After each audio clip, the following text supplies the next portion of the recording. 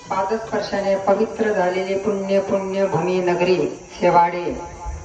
शेवाडे गावातील सर्व ग्रामस्थांचं मनपूर्वक अभिनंदन।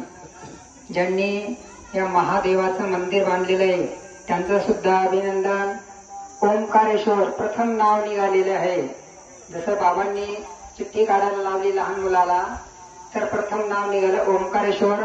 महादेवाचं नाव ओंकारेश्वर असं ठेवण्यात आलेलं आहे। बघा, भोलेनाथ हे खूप भोळे आहेत।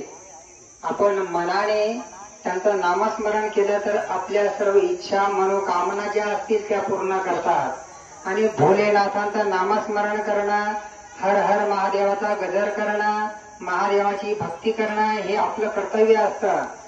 जसं साधू संत सर्व काही सोडून भगवंताच्या नामस्मरणामध्ये असतात। जिथेही कुठं प्राणप्रतिष्ठा आली, कळस्थापना असली तर साधू संत त्या गावाला भेट देत असतात। आणि संसारी लोकांचं कर्तव्य एक असतं की मंदिर बांधलं तर मंदिराची पवित्रता ठेवणं, पूजा अर्चना ठेवणं हे तुमचं कर्तव्य आहे। ते कर्तव्याचं तुम्ही पालन करा। भगवंत तुमच्या सर्वांची मनोकामना पूर्ण करतील। आणि सर्वात महत्वाची गोष्ट, हा बाप सुनीलजी महाराज यांची जन्मभूमी शेवाडे। खरं तर त्यांना खूप मानावं लागेल।